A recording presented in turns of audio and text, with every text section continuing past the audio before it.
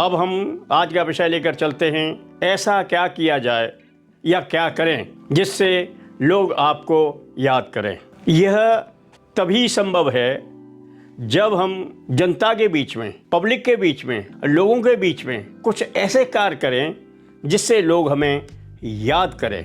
याद आदमी तभी करता है जब कुछ पब्लिक सेक्टर में कोई अच्छे काम किए जाएं। वैसे हर व्यक्ति ये सोचता है कि मैंने तो कोई गलत काम किया ही नहीं, मैं हमेशा अच्छे काम करता हूँ। लेकिन कुछ काम ऐसे किए जाते हैं जिससे निष्पक्ष रूप से उसे करते हैं और दूसरे व्यक्ति पर उसके अच्छे असर पड़ते हैं। आप अगर कहीं पर कोई कार्य कर रहे हैं, आपका साझीदार या आपका साथी किसी तरह से उस काम को पूरी तरह नहीं कर पा रहा है, तो आप उसमें सहयोग कर सकते हैं। वो काम पूरा हो जाएगा और वह व्यक्ति भी आपको याद करेगा कि मुझे उस आदमी ने सहारा दिया था, इसलिए उनकी वजह से मेरा काम पूरा हो गया।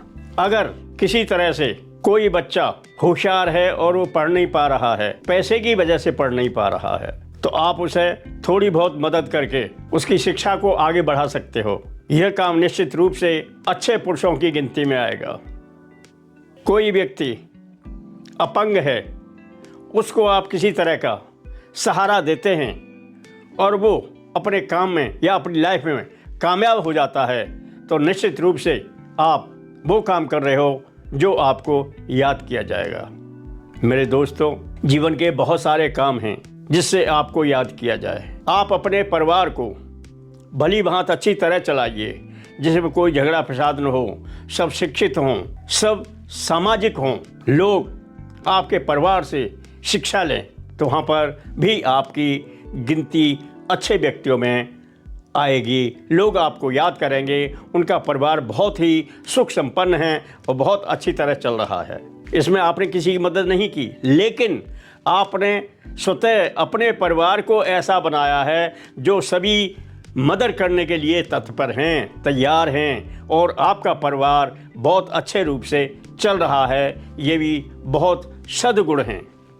मेरे दोस्तों, लाइफ में कभी भी अपने के लिए मत सोचे मैंने ये काम करना है, मेरा मकान बन जाए, मेरा ये काम हो जाए। नहीं, आप तो अपने लिए करेंगे ही, हर व्यक्ति करता है, लेकिन गिनती उन आदमियों की होती है, अच्छे आदमियों में उन गिनती होती है जो लोग दूसरे की मदद करके आगे बढ़ते हैं। उससे कभी भी आपके धन दौलत में कमी नहीं आएगी, आपके शरीर में कोई कमी नहीं आएगी, बल्कि आप एक उच्च श्रेणी के व्यक्तियों में गिने जाएंगे। ये कुछ रोज़मर्रा की चीज़ें हैं जिनको हम अच्छे व्यक्तियों की गिनती में गिनते हैं।